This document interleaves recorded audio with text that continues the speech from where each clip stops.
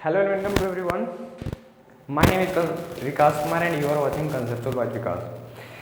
हम लोग का ये क्लास 8 का फर्स्ट चैप्टर का फर्स्ट लेक्चर है। इस चैप्टर का नाम परिमेय संख्या है। इसमें हम लोग को परिमेय संख्या के बारे में पढ़ना है, ठीक है। आज से फाइनली हम लोग 8 क्लास का भी लेक्चर स्टार्ट कर चुके हैं, ठीक है। तो आइए पढ़ते हैं अपना पहला चैप्टर परिमेय संख्या, ठीक। तो परिमेय संख्या पढ़ने से पहले इसमें कुछ बेसिक बातें हम लोग को जाननी जरूरी है परिमेय संख्या के लिए, ठीक है। जैसे आपको मैं बताता हूँ, पहला है प्राकृतिक संख्या। क्या आप लोगों को प्राकृतिक संख्या आता है? किसे कहते हैं? प्राकृतिक संख्या। अगर आता है तो ठीक, नहीं आता है तो लिखे गिनती की संख्या को प्राकृतिक संख्या कहते हैं। और एग्जाम्पल देके लिखे 1 2 3 4 5 6 ऐसा ही आगे बढ़ते जाएगा। ये हमारा प्राकृतिक संख्या, ठीक है। उसके बाद हम लोग को देखना है पूर्ण संख्या। क्या देखना है बच्चों? पूर्ण संख्या, ठीक है। तो पूर्ण संख्या के बारे में हम लोग क्या जानते हैं? 0 और पूरा प्राकृतिक संख्या, यानी 0 और 1 2 3 4 5 6 और डॉट डॉट डॉट डॉट। ये डॉट डॉट डॉट देने का कभी भी अगर ये डॉट डॉट डॉट जैसा आपको कुछ दिखे, इसका मतलब ये आपको समझना है कि ये अंत तक बढ़ते ही जा रहा है, इसका कहीं पे भी अंत नहीं है, ठीक है। तो ये हमारा क्या हो गया? पूर्ण संख्या। उसके बाद आप लोग को पढ़ना है पूर्णांक, ठीक है। 7वीं क्लास में हम लोगों ने पूर्णांक के बारे में पढ़ा है, ठीक है। पूर्णांक, तो पूर्णांक क्या होता है? 1 2 3 4 5 6 ये सब तो होता ही है, साथ में इसमें एक 0 भी होता है और साथ में इसमें -1 -2 -3 -4 -5, ठीक है। ये ऐसे डॉट डॉट डॉट आगे इधर भी इधर मतलब माइनस में भी इसका कोई अंत नहीं है और पॉजिटिव में भी इसका कोई अंत नहीं है, ठीक है। कोई बच्चा यहाँ पे ये भी पूछ सकता है कि भैया एक बात बताओ, ये जो 5 है उसको हम पूर्णांक बोलेंगे, उसको हम पूर्ण संख्या बोलेंगे कि उसको प्राकृतिक संख्या बोलेंगे? बच्चों ये 5 जो है ना, उसको आप पूर्णांक भी बोलोगे, पूर्ण संख्या भी बोलोगे, प्राकृतिक संख्या भी बोलोगे। कैसे? सोचो, आप जो हो किसी के बेटे हो, किसी के भाई हो, किसी के भतीजा हो, मतलब है कि नहीं, मतलब हर एक के रिस्पेक्ट में रिलेशन अलग अलग है, ठीक। तो अगर ये पूर्णांक है तो पूर्णांक के बारे में बोलेंगे। कोई अगर पूछेगा क्या तुम पूर्णांक हो, जैसे अगर तू बेटा है तो हाँ है, तू पोता है हाँ है, मतलब क्या हर एक के रिस्पेक्ट में अलग अलग रिलेशन होता है। ये पूर्णांक भी है, ये पूर्ण संख्या भी है और ये प्राकृतिक संख्या भी है। चलो बात समझ में आता है, ठीक। तो ये सब आपको दिख रहा होगा, ये सब हमारा पॉजिटिव है, ठीक। तो इसीलिए इसको हम लोग बोल देते हैं धनात्मक, है ना। ये हमारा धनात्मक है, इसीलिए हम लोग इसको बोल देते हैं धनात्मक पूर्णांक। क्लियर है बात? चलो, ये सब हमारा निगेटिव है, तो इस सारी चीज़ों को हम लोग क्या बोल देते हैं? ऋणात्मक, ठीक है। ऋणात्मक पूर्णांक। बात क्लियर? चलो, और ये शून्य अकेला होता है, शून्य दूसरा होता है, ठीक। शून्य ये होता है हमारा शून्य, जो धनात्मक भी होता है ऋणात्मक भी होता है। मतलब अगर कोई पूछ दे कि शून्य पॉजिटिव है कि निगेटिव, तो आप पॉजिटिव नहीं बोलेंगे, बोलेंगे कि वो पॉजिटिव भी है और निगेटिव भी है, दोनों है, ठीक है। चलो यहाँ तक हम लोग की बात समझ में आती है। उसके बाद बच्चों कुछ गुणधर्म, है ना। पूर्ण संख्या के आप हम लोग को गुणधर्म के बारे पे गुणधर्म पे चर्चा करते हैं, है ना। क्या चीज? पूर्ण संख्या के गुणधर्म। बहुत हल्की हल्की बातें हैं, जल्दी जल्दी पढ़ेंगे, खत्म करेंगे, ठीक है। पूर्ण संख्या के गुणधर्म के बारे में यहाँ पे सोचते हैं। पहला गुणधर्म है a और b पूर्ण संख्या हो तो a + b हमेशा पूर्ण संख्या होगा, ठीक है। तो ठीक, तो क्या कहा पूर्ण संख्या का गुणधर्म? पहला कहता है मान लो a और b कोई पूर्ण संख्या है, a और b कोई पूर्ण संख्या है, पूर्ण संख्या है, तो क्या इसके बारे में आप बता सकते हो कि a + b क्या होगा? तो a + b भी कोई क्या पूर्ण संख्या ही होगा, कोई पूर्ण संख्या होगा, ठीक है, ठीक। मतलब इस दोनों पूर्ण संख्या का योग, ये क्या है? योग, योग माने जोड़। इस दोनों पूर्ण संख्या का जोड़ भी कोई पूर्ण संख्या होगा। मतलब क्या, ए और बी कोई पूर्ण संख्या, अपने मन से कोई मान लो, 2 भी पूर्ण संख्या और 3 भी पूर्ण संख्या है। इस दोनों को जोड़े तो बच्चों तो क्या रहा है, 3 2 5, क्या 5 भी हमारा पूर्ण संख्या है? तो वही ना इस गुण के अकॉर्डिंग कहता है।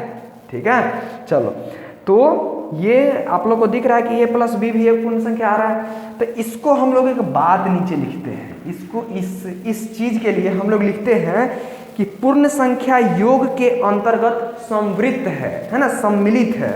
मतलब वो जोड़ने पे भी दो, अगर मतलब 2 पूर्ण संख्या को जोड़ने पे एक पूर्ण संख्या देता है तो हम लोग कहेंगे वो पूर्ण संख्या योग के अंतर्गत समवृत्त है, मतलब सम्मिलित है। क्या लिखेंगे कि पूर्ण संख्या, कोई तुमसे पूछेगा क्या पूर्ण बताओ हुआ, पूर्ण संख्या योग के अंतर्गत, योग के क्या, योग के अंतर्गत मतलब इसके अंदर, ठीक है ना, समवृत्त है। तो आप क्या बोलोगे, हाँ है। क्या बोलोगे, हाँ है, योग के अंतर्गत समवृत्त है। ठीक है, चलो अब आगे देख लेते हैं। ठीक, तो ये तो हो गया योग के लिए, ये पूर्ण संख्या में गुणधर्म में ये किसका अति हो गया, योग के लिए। ठीक, योग के लिए। ठीक है, अब हम लोग आगे देखते हैं व्याकलन के लिए। इतना आप लोग ले, इसके बाद आप आगे लिखो। देखो मैं यहीं पे कर देता हूँ, ठीक है। इसको अब योग पे अब व्याकलन पे देखते हैं। व्याकलन को हम लोग घटाव के नाम से भी जानते हैं बच्चों। ठीक है, घटाव। ठीक, व्याकलन या घटाव। व्याकलन में कहता है कि ए बी कोई पूर्ण संख्या है तो a माइनस बी भी पूर्ण संख्या होगा क्या? सोचो, क्या a माइनस भी पूर्ण संख्या होगा? तो a माइनस भी कोई पूर्ण संख्या, चलो यहां पे मिटाते हैं। a और b भी कोई पूर्ण संख्या हो भी सकती है, हो भी सकती है और नहीं भी हो सकती है, नहीं भी हो सकती है। आप लोगों को दिख रहा है? नहीं दिख रहा है तो मेरा बात से आप लिख सकते हो, है ना, मेरा आवाज़ सुन के। तो और हो भी सकती है या नहीं भी हो सकती है। ठीक है, चलो जैसे एग्जांपल ले लेते हैं। जैसे एक पूर्ण संख्या हमने 5 लिया और 2 से घटा दिया तो हम 5 2 3 आ गया। ठीक, कोई हम पूर्ण संख्या 2 लिए, कोई अन्य पूर्ण संख्या 5 लिए, इस दोनों को घटा दिए तो कितना आ गया? देखो -3 आ गया, है ना, -3 आ गया। तो 3 तो हमारा पूर्ण संख्या है, ठीक है, लेकिन 2 में से 5 घटाया तो -3, तो मतलब ये फेल हो गया यहाँ पे। तो फिर से हम लोग क्या लिखेंगे कि पूर्ण संख्या, लिखो पूर्ण संख्या व्याकलन के अंतर्गत समवृत्त नहीं है। कोई क्वेश्चन पूछेगा बुआ पूर्ण संख्या क्या व्याकलन के अंतर्गत समवृत्त है? तो आप क्या बोलोगे? नहीं। क्या बोलोगे? नहीं। बात क्लियर? चलो उसी प्रकार हम लोग व्याकलन हो गया, अब गुणन में देखते हैं, है ना। व्याकलन हो गया, अब हम लोग इसमें देखते हैं गुणन। गुणन माने आप लोग को अच्छी तरह पता है, गुणन का मतलब क्या होता है? गुना, है ना। गुणन में क्या देखते हैं? ए बी कोई पूर्ण संख्या है तो a गुने बी हमारा क्या होता है? A B. ए गुने बी क्या होता है बच्चों? ए बी भी कोई पूर्ण संख्या होगा, है ना, होगा या नहीं होगा? सोचो, है ना। तो इसमें ए बी हमेशा दिया हुआ है इसमें गुण में कि कोई भी पूर्ण संख्या ए बी भी कोई पूर्ण संख्या होगा, ए बी भी कोई पूर्ण संख्या होगा। ठीक है, ए बी भी कोई पूर्ण संख्या होगा। एग्जाम्पल देख लेते हैं क्या कहना चाह रहा है। देखो आप कोई भी 2 पूर्ण संख्या ले लो, 2 ले लो और 3 ले लो, है ना। अब इस दोनों को गुना करो तो आपको क्या है? 6। क्या 6 एक पूर्ण संख्या है? आप कोई भी 2 पूर्ण संख्या लेके देख सकते हो। जब आप दोनों को गुना करते हो तो आपको फिर कोई ना कोई आपको एक नया पूर्ण संख्या मिलेगा ही मिलेगा।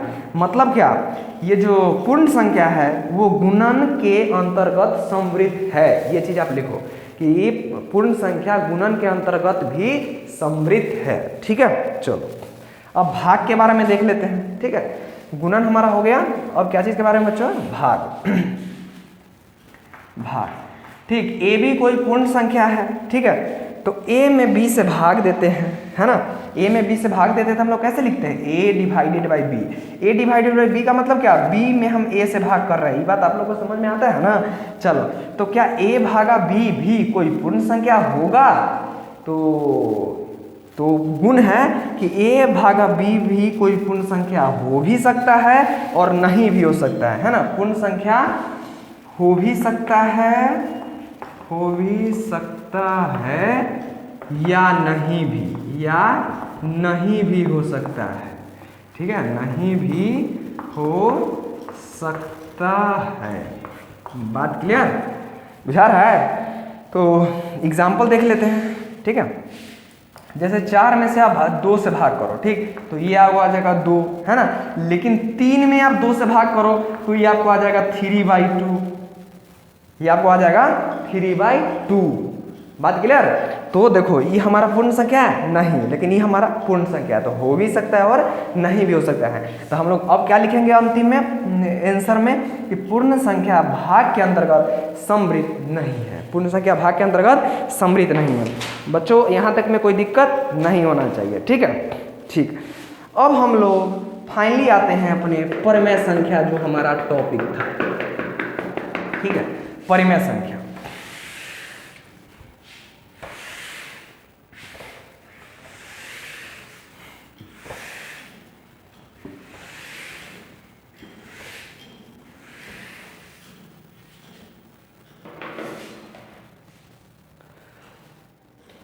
ठीक है, चलो,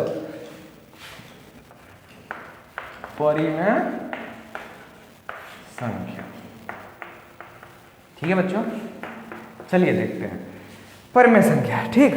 तो इसका आप डिफिनीशन लिखो तो ऐसी संख्या जिसे p/q के रूप में ठीक है, p/q के रूप में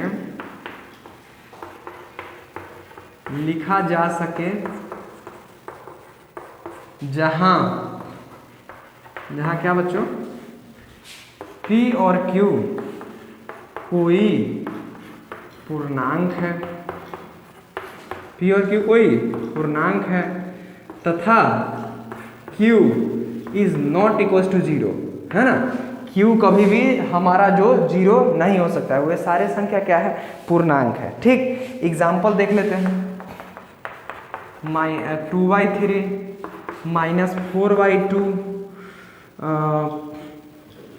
2/-8, ठीक है, और -3 1 2 3 और 0 और सारा, है ना, 8/1, ठीक, और भी बहुत सारा है, ठीक है। ये सारा परिमेय संख्या। कैसे परिमेय संख्या में कहा कि जिसे p/q पे लिख सकते हैं। देखो, ये भी ऊपर p का मान 2 है, q का मान 3 है, और जहाँ कह रहा है कि p और q पूर्णांक है, तो 2 भी पूर्णांक है और 3 भी पूर्णांक है, ठीक। तीसरा कंडीशन क्या दिया कि q का मान 0 नहीं होना चाहिए, तो हम लोग यहाँ पे देख रहे हैं कि q हमारा 0 नहीं है, ठीक है।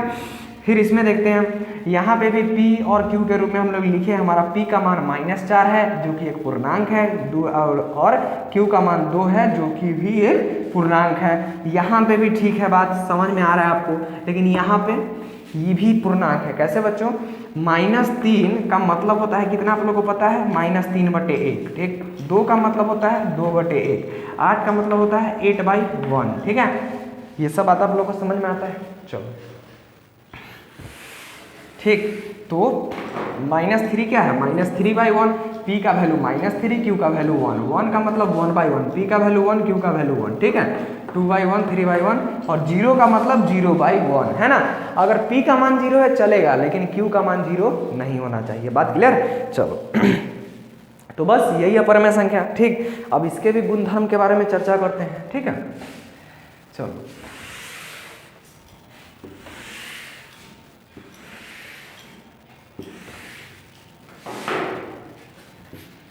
लिखते हैं गुणधर्म, सही है। चलो देखते हैं। फिर इसका गुणधर्म में पहला योग, ठीक।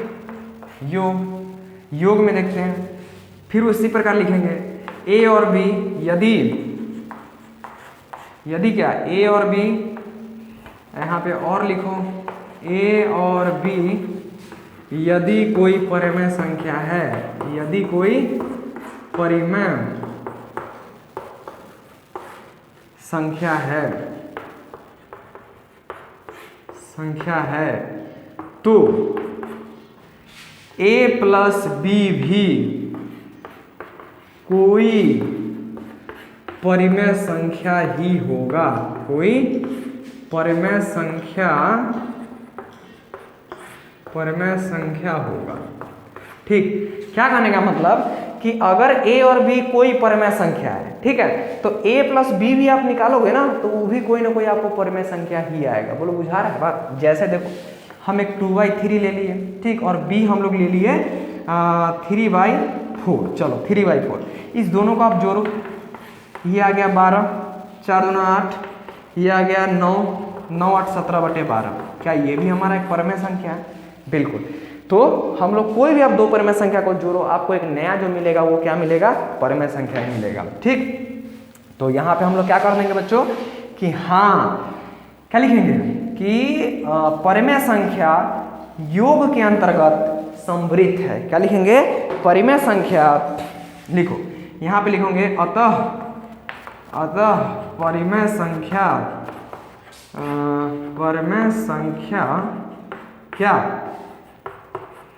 योग के अंतर्गत क्या समवृत्त है।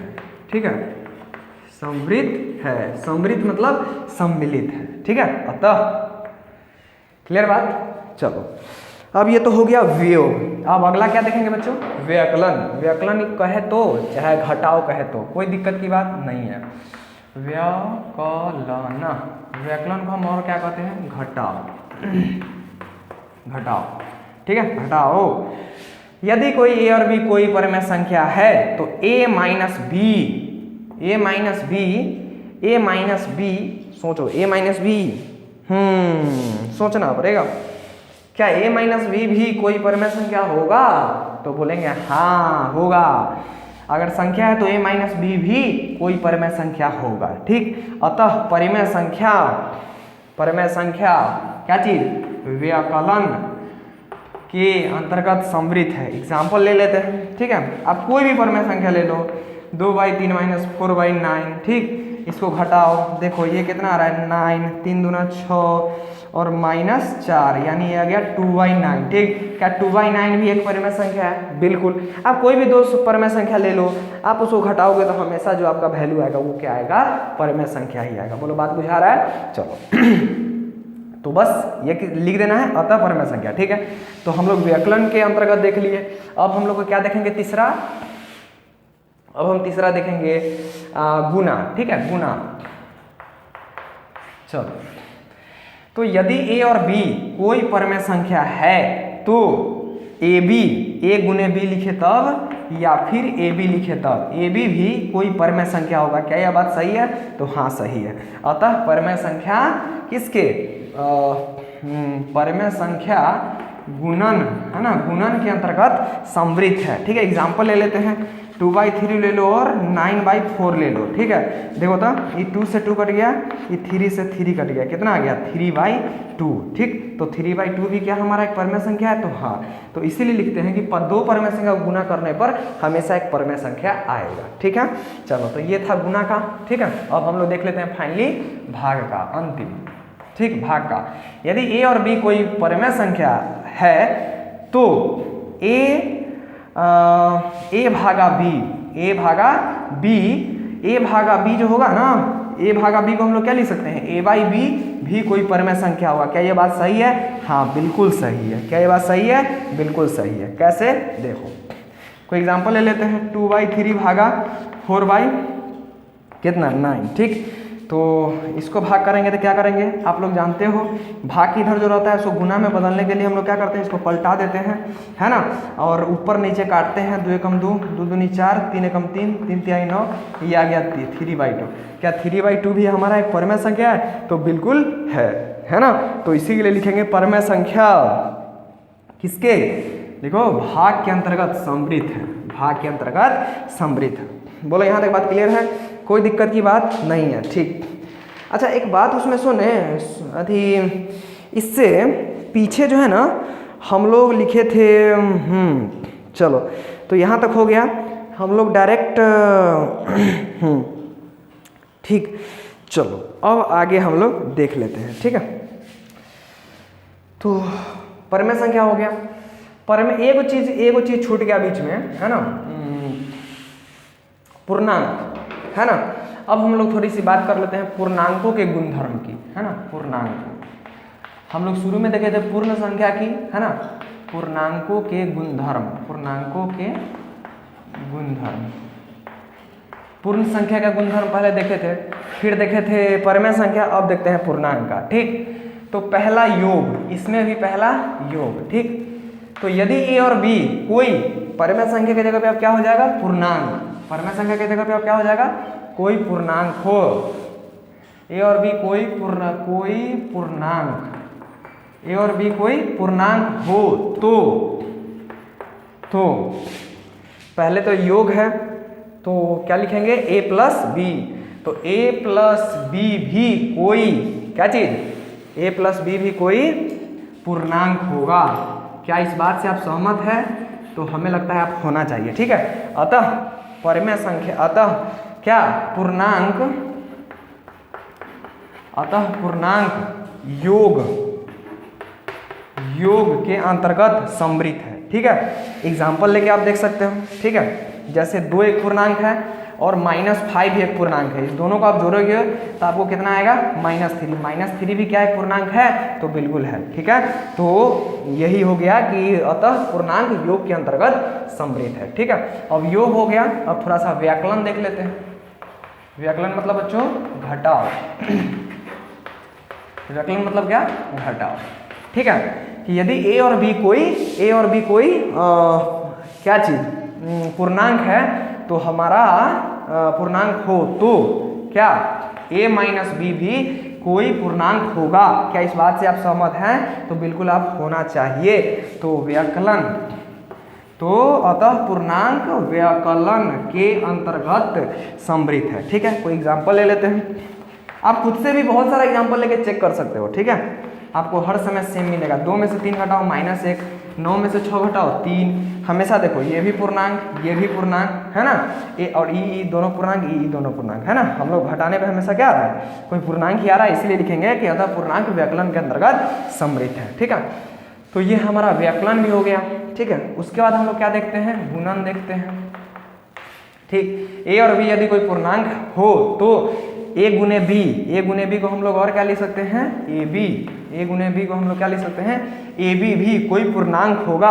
अतः पूर्णांक गुणन के अंतर्गत सम्मिलित है ना। कि आप 2 पूर्णांक को अगर गुना करोगे तो हमेशा आपको क्या मिलेगा, एक क्या मिलेगा, पूर्णांक है मिलेगा, ठीक है।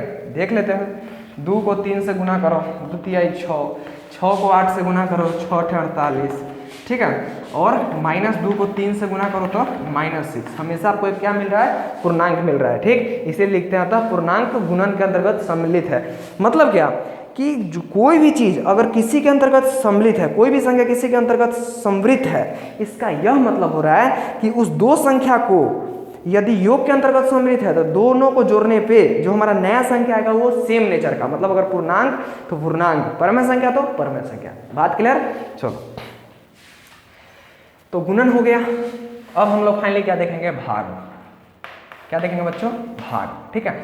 क्या, यदि ए और बी कोई पूर्णांक हो तो ए भागा बी को और क्या लिखते हैं बच्चों, ए बाई बी। ए भागा बी को हम लोग लिखते हैं ए बाई बी भी कोई क्या होगा, कोई पूर्णांक होगा। कोई पूर्णांक होगा कि नहीं होगा, होगा, ठीक है। कोई पूर्णांक होगा या नहीं भी होगा, या नहीं भी होगा, है ना। अतः पूर्णांक भाग के अंतर्गत, अतः पूर्णांक भाग के अंतर्गत सम्मिलित है कि नहीं है, तो लिखेंगे नहीं है, ठीक। तो आइए देखते हैं कैसे कैसे कैसे कैसे, ठीक है। कैसे नहीं है, ठीक है। चलो अब 4 में 2 से भाग दो, है ना, 4 भी पूर्णांक है, 2 भी पूर्णांक है, आपको आ गया 2, बहुत बढ़िया। 5 में आप 3 से भाग दो, आपको आ गया 5/3, आपको आ गया कितना, 5/3, ठीक, 5/3। क्या ये पूर्णांक है? नहीं। क्या ये हमारा पूर्णांक था? ये हमारा पूर्णांक था। 2 पूर्णांक को भाग देने पे हमको क्या मिल गया? परिमेय संख्या। देखो, ठीक, हमको पूर्णांक मिला नहीं, तो इसीलिए हम लोग क्या लिखे, अतः पूर्णांक भाग के अंतर्गत सम्मिलित नहीं है। तो बोलो यहाँ तक बात क्लियर हो गया? ठीक है, यहाँ तक सारी बातें अच्छे से समझ में आ गई? ठीक, एक्सीलेंट। ठीक है, अब हम आपके लिए क्या देखते हैं, प्रयास कीजिए 1, है ना, प्रयास कीजिए 1। आपको पता है ना, मैं ये वाले बुक से पढ़ा रहा हूँ, आप लोग को दिख रहा है अच्छे से, है ना, गणित कक्षा 8, इसी से आपको होमवर्क बनाना है, सारा चीज़ मैं इसी से कंप्लीट करूँगा। सबसे सस्ती, सबसे अच्छी, best book of the India. ठीक है, चलो अब इसमें का जो प्रयास 1 है उसको हम निकालते हैं और आपको बताते हैं। कोई भी चीज़ आपका नहीं छूटेगा, ये मुझ पर आप भरोसा रख सकते हैं। ठीक है, तो प्रयास कीजिए 1 हम लोग को बताना है। ठीक है, प्रयास कीजिए 1, कहाँ गया, 1 मिनट। ठीक है, प्रयास कीजिए 1। ठीक है, तो बस प्रयास कीजिए 1 में आपको सारणी में भरना है हाँ ना, जो अभी आपको हम बता रहे थे, निम्न सारणी को भरे। देखिए यहाँ पे दिया हुआ है संख्याएं और समृद्ध अंतर्गत समृद्ध है कि नहीं, है ना, जो आपको अंतिम में लिखा रहे थे, इसमें दिया गया परिमेय संख्या, योग के अंतर्गत समृद्ध है कि नहीं, है तो हाँ, नहीं है तो ना। ठीक है, और पूर्ण संख्या, प्राकृतिक संख्या, ये सब के बारे में दिया गया है। हम आपको प्राकृतिक संख्या के बारे में नहीं दिए, है ना, लेकिन प्राकृतिक संख्या भी सेम होता है ना, प्राकृतिक संख्या भी सेम होता है। बात क्लियर? प्राकृतिक संख्या भी क्या होता है? सेम होता है। ठीक, लेकिन प्राकृतिक संख्या में अंतर क्या होता है? व्याकलन में। क्या चीज में? व्याकलन में, है ना, व्याकलन के अंतर्गत सम्मिलित नहीं होता है। मतलब आप ये चीज़ सोच सकते हो, गुना ठीक है, गुना ठीक है, भाग में नहीं। हाँ, मतलब जो पूर्ण संख्या का होता है ना, वही प्राकृतिक संख्या का होता है। बात क्लियर? चलो, आप लोग को अगर प्राकृतिक संख्या में इसमें अगर भरना हो तो आप लोग जो गुणधर्म पूर्ण संख्या का, वही प्राकृतिक संख्या का है। ठीक है, इससे आप लोग काम कर सकते हो। ठीक है, चलो आगे बढ़ते हैं। तो आप लोग इस तरह से प्रयास कीजिए, 1 आप लोग बना लोगे। ठीक है, अब आगे बढ़ते हैं।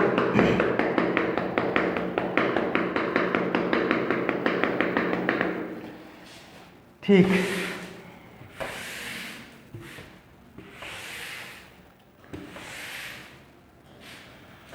इसको भी मिटाना है क्या? हाँ, मिटा दो।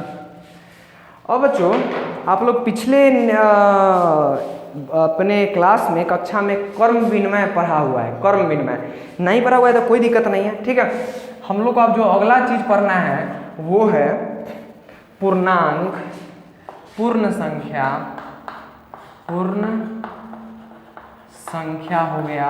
ठीक है, और हमारा पूर्णांक हो गया, और परिमेय संख्या, और परिमेय संख्या, और क्या बच्चों? परिमेय संख्या। और परिमेय संख्या के लिए कर्म विनिमयता, है ना, के लिए क्या, ये क्या है? कर्म विनिमयता। 1 मिनट रुक जाओ, क्या चीज है? कर्म विनिमयता, है ना, चेक करना है। ठीक है, कि कौन कर्म विनिमयता को पालन कर रहा है, कौन नहीं कर रहा है ना, कर्म विनिमयता। ठीक है बच्चों, तो यही चीज हम लोग को पूर्ण संख्या, पूर्णांक और परिमेय संख्या के लिए कर्म विनिमयता चेक करना है, कौन कौन कर्म विनिमय नियम को फॉलो करता है। कर्म विनिमय नियम क्या है? अगर गुना की बात करें तो a + b बराबर b + a होना चाहिए, ये जोड़ का है। गुना का क्या है? a × b बराबर b × a होना चाहिए, ये गुना का है। फिर भाग का क्या है कि a/b बराबर b/a होना चाहिए, ये भाग का है। ठीक है, और घटाव का क्या है कि a - b बराबर b - a, ये घटाव का कर्म विनिमय नियम है। ठीक है, तो यही सब है, जोड़ का कर्म विनिमय नियम ये, गुना का ये, भाग का ये, और घटाव का ये कर्म विनिमय नियम है। बोलो यहाँ तक बात क्लियर है? चलो, तो हम लोग को पूर्ण संख्या, पूर्णांक और परिमेय संख्या के लिए कर्म विनिमयता का चेक करना है कि कौन कौन कर्म विनिमय नियम को पालन करता है। ठीक है, बड़ा ही सिंपल, हम क्या कहना चाह रहे हैं आपको आगे समझ में आ जाएगा। ठीक है, देखो, तो ये तीनों के लिए बतवा हमारा सेम ही है, ठीक है, बतवा हमारा सेम ही है। मतलब अगर इसके लिए कर्ण विनिमय नियम पालन कर रहा है, इसके लिए भी सारा के लिए सेम ही है, ठीक है। इसीलिए हम तीनों के लिए एक ही साथ लिख दिया, अलग अलग नहीं लिखे, ठीक। तो योग में पहले देखते हैं, पहले किसमें चेक करते हैं, योग में, ठीक। तो योग में हमेशा a प्लस बी बराबर b प्लस a आएगा, है ना। a प्लस बी बराबर b प्लस a आएगा। अतः जहां लिखो, जहां a और b, a, b कोई, है ना, जहां a, b कोई, है ना, a, b कोई पूर्णांक है, या a, b कोई पूर्णांक है, या कोई पूर्ण संख्या है ना, कोई पूर्ण संख्या या कोई परमेय संख्या है, कोई परमेय संख्या है, ठीक है। ए बी को आप कोई दो परमेय संख्या ले लो, है ना, कोई पूर्णांक, कोई दो पूर्णांक ले लो, और कोई दो कुछ भी लो, है ना, किसी के लिए भी आप चेक कर सकते हो, ठीक है। तो चलो हम लोग अब बारी बारी से चेक करते हैं, ठीक है। तो पहले हम लोग पूर्ण संख्या के लिए चेक करते हैं, ठीक। तो पूर्ण संख्या 2 + 3 बराबर 3 + 2, ठीक। 3 2 5 और 3 2 5, देखो दोनों तरफ बराबर, यानी कर्ण विनिमय नियम ये जोड़ का फॉलो कर रहा है, ठीक। तो ये पूर्ण संख्या के लिए हो गया। अब देखो 2 और 3 पूर्णांक भी है, तो ये पूर्णांकों के लिए हो गया, और 2 और 3 परमेय संख्या, ये परमेय संख्या के लिए भी हो गया। लेकिन और चेक कर लेते हैं, ठीक है। 7/2 + 9/4 और 9/4 + 7/2, ठीक है। इस दोनों को आप जोड़ेंगे तो हमेशा आपको क्या आएगा, सेम आएगा, ठीक है। 14 + 9, इधर भी हो गया 9 + 14/4, कितना हो गया इधर 9 4 13, 23/4, इधर भी आ गया आपका 23/4, ठीक है। मतलब a + b बराबर हमारा b + a आ रहा है, मतलब क्या, ये योग के अंतर्गत हो गया, ठीक है। माने जोड़ का कर्ण विनिमय नियम ये फॉलो कर रहा है, ठीक है। और व्याकलन में देखते हैं, है ना, माने अगर हमसे कोई पूछ दिया कि बताओ बच्चों पूर्ण संख्या योग के कर्ण विनिमय के नियम को फॉलो करता है, मतलब पालन करता है, तो हाँ करता है। क्या लिखेंगे, हाँ करता है, ठीक है। योग का, योग माने जोड़ का, ठीक है, ठीक। उसके बाद अगला क्या है, व्याकलन, व्याकलन, ठीक है, व्याकलन, है ना, व्याकलन, ठीक। चलो देखें अब, ठीक ना, चलो तो देख लेते हैं। a माइनस बी बराबर देखते हैं b - a आता है कि नहीं, ठीक है।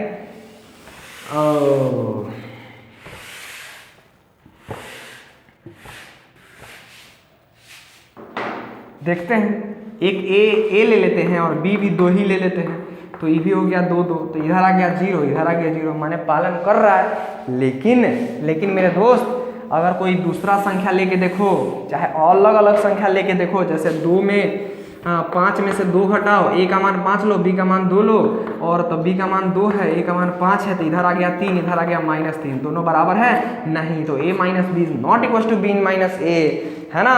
तो क्या लिखेंगे, है ना, आप कोई भी दो संख्या को पहले में से दूसरे घटाओ, दूसरे में से फिर पहले को घटाओ, तो वो दोनों बराबर नहीं आएंगे। लेकिन कर्ण विनिमय का नियम क्या कहता है, कर्ण विनिमय के घटाव का नियम क्या कहता है कि a - b बराबर b - a होना चाहिए, तभी वो घटाव के कर्ण विनिमय के नियम को फॉलो करेगा। लेकिन यहाँ पे आप a b को पूर्ण संख्या ले लो, चाहे पूर्णांक ले लो, चाहे परमेय संख्या ले लो, ये कभी भी क्या चीज बराबर नहीं आएंगे, समझे बात। एक केस में आ सकते हैं जब a और b का मान आप सेम लोगे, दोनों केस में 0 आ जाएगा, ठीक है। खैर लेकिन एगो के चलते बहुत ज़्यादा गड़बड़ हो रहा है ना, ठीक। तो ये क्या हो जाएगा, ये लिखेंगे क्या, व्याकलन कर्ण विनिमय नहीं होता है ना। व्याकलन क्या लिखेंगे, अतः लिखेंगे व्याकलन माने घटाओ, है ना, घटाओ क्या लिखेंगे, घटाओ कर्ण विनिमय, का नाम ही अच्छा खासा है, कर्ण विनिमय, व्याकलन कर्ण विनिमय नहीं होता है ना, व्याकलन कर्ण विनिमय नहीं होता है। क्लियर है बात बच्चों, चलो वेरी गुड, ठीक है। उसी प्रकार हम गुणा के लिए चेक कर लेते हैं, ठीक है। व्याकलन हो गया जी, अच्छा, अब हम लोग फाइनली क्या देख सकते हैं, गुना। तो गुना में क्या कहता है, ए क्रॉस बी बराबर बी क्रॉस ए होना चाहिए। ठीक, आप कोई भी दो पूर्ण संख्या लो, पूर्णांक लो, परमेय संख्या लो, पहले को दूसरे से गुना करो, दूसरे को पहले से गुना करो, हमेशा आपको सेम वैल्यू आएगा, हमेशा आपको क्या आएगा, सेम। जैसे 2 गुने 3 करो, चाहे 3 गुने 2 करो, 2/3 गुने 4/2 करो, चाहे 4/2 गुने 2/3 करो, या -2 गुने 3 करो, चाहे 3 गुने -2 करो, हमेशा आपको सेम वैल्यू आएगा, है ना, करके देख सकते हो। ठीक, चलो तो हम लोग फाइनली क्या लिख देंगे यहाँ पे कि अतः क्या, अतः गुना कर्ण विनिमय होता है, अतः गुना, है ना, अतः गुना कर्ण विनिमय होता है। ठीक है, अतः गुना कर्ण विनिमय होता है। ठीक है, गुणन कर्ण विनिमय है। ठीक है, अच्छा भाग के लिए देख लेते हैं। ठीक है, बोलो भाग के लिए देख सकते हैं? जी सर, ठीक। आइए देखें भाग के लिए। ठीक है, ये अपना हो गया भाग। ठीक, ए और बी कोई क्या लिखोगे, वही लिखोगे, मिटा क्यों दिया मैं, परमेय संख्या, है ना, ए और बी कोई परमेय संख्या या पूर्णांक या पूर्ण संख्या है, या पूर्ण संख्या है ना। तो कर्ण विनिमयता के लिए क्या होना चाहिए, a भागा b बराबर होना चाहिए b भागा a। लेकिन जब भी आप कोई परमेय संख्या चाहे पूर्णांक चाहे पूर्ण संख्या डालोगे, ये बराबर नहीं होगा। अतः क्या लिखेंगे, अतः भाग कर्ण विनिमयता, भाग कर्म विनिमय नहीं होता है ना, कर्म विनिमय नहीं होता है, कर्म विनिमय नहीं होता है। बात समझ में आया? जैसे आप एग्जांपल ले लो, 4 में आप 2 से भाग दो, तो कर्म विनिमयता कहता है ये बराबर होना चाहिए 2/4। देखो तो 2 में आप 4 से भाग दोगे तो आपको 2 आ जाएगा। अब 2 यहाँ पे 4 में 2 से भाग दिए, यहाँ पे 2 में 4 से भाग दोगे तो आ गया 1/2, है ना। ये 1 मरतबे और ये 2 मरतबे, आपको आ गया 1/2। ये दोनों बराबर है नहीं, इसीलिए लिखे a/b is not equal to b/a। अतः भाग कर्म विनिमय नहीं होता है ना। आप कोई भी दो संख्या लेके चेक कर सकते हो, है ना, भाग कर्म विनिमय नहीं होता है। तो बस हम लोग इसी तरह से कर्म विनिमय चेक कर लिए, जोड़ घटा गुना भाग के लिए। चलो अब आगे है सहचार्यता, है ना। ये तो कर्म विनिमयता हो गया, और अब हम लोग को देखना है, अच्छा कर्म विनिमयता का मतलब क्या होता है, एक बात बताएं, क्रम बदल कर देखो, है ना, क्रम बदल कर, है ना, क्रम बदल कर अगर वैल्यू सेम आए, है ना, क्रम बदल कर अगर वैल्यू सेम आए, ये इसका शॉर्टकट हो गया, है ना। क्रम बदल कर अगर वैल्यू सेम आए तो वो हमारा हो गया कर्म विनिमयता। देखते हो a/b, तब क्रम बदल दिए b/a, चमक रहा है ना कुछ बात। चलो तो यहाँ तक हमारा बात हो गया अच्छे से। ठीक, अब हम लोग चेक करते हैं परमेय संख्या, पूर्णांक और क्या पूर्ण संख्या के लिए सहचार्यता।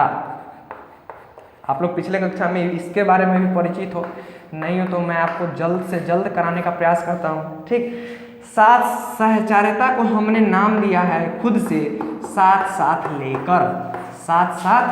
लेकर। ठीक है, खुद से नाम दिया। सहचार्यता मतलब क्या, साथ लेकर।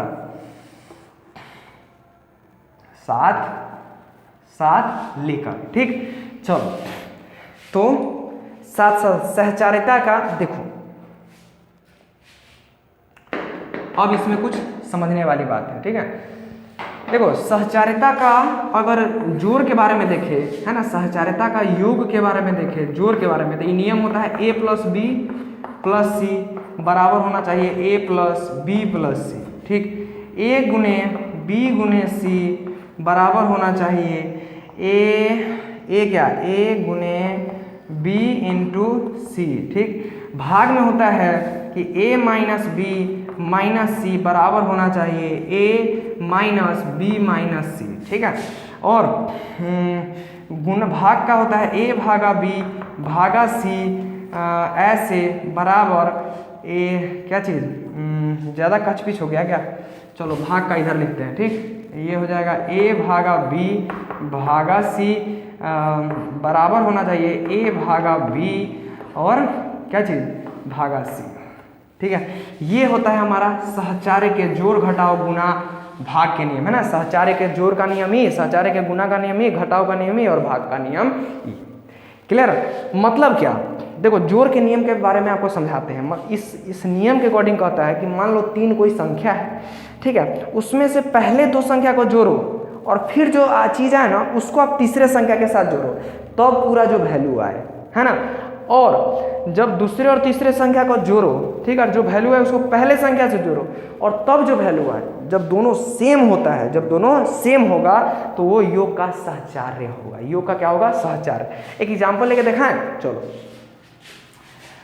किधर ले चलो इधर लेते हैं। ठीक है, यहाँ पे जैसे जोड़ के लिए, जैसे देखो हमारे पास एक 2 संख्या है, 3 संख्या और एक 4 है, 2 3 4, है ना। इस तीनों को हमको जोड़ना है। ठीक, तो उस फार्मूला के अकॉर्डिंग पहले आप अंतिम 2 को जोड़ो, ठीक, और पहले आप पहले 2 को जोड़ो। ठीक, आप दोनों में देखो तो सेम वैल्यू आ रहा है क्या, तो 2 + 7 और 5 + 4, देखो 7 2 9 5 4 9, देखो तो यह हो गया योग के सहचार्यता। योग के क्या हो गया, सहचार्यता। ठीक है, अच्छा जी, ठीक है ना। अब आगे देखते हैं, कॉरेस्पॉन्डिंग साइड का रेशियो, है ना। चलो ठीक है, उसके बाद ये तो हो गया योग का। ठीक, उसके बाद गुना का, देखो गुना का, ठीक है, गुना का जैसे देखो यहाँ पे 2 3 4 है, इधर भी 2 3 4 लेते हैं। पहले उसमें क्या कहा कि 2 × 3 और गुने 4 करो, इसमें कहा कि 3 × 4 और गुने 2 करो। ठीक, इसका मतलब क्या होता है, पहले आपको 2 3 को गुना करना है, 3 दूना 6 गुने 4, इधर क्या 2 गुने, ये जो ब्रैकेट के अंदर है 3 × 4 उसको पहले गुना करना है, तो 12, इधर हो गया 12 दूना 24, इधर हो गया 6 6 24। क्लियर बात, चलो तो 24 और ये हो गया हमारा 24। ठीक है जी, अच्छा ये हो गया 24 और ये हो गया 24, ठीक है ना, कोई दिक्कत नहीं है। अब ये हो गया 24 24, तो देखो ये दोनों हमारा सेम आ गया, तो यही है गुना का सहचार्यता। ठीक, अब घटाव का देख लेते हैं। ठीक, तो घटाव का देखते हैं, 2 5 - 2 - 3। ठीक, यहाँ पे 3 कर लो, यहाँ पे 2 कर लो।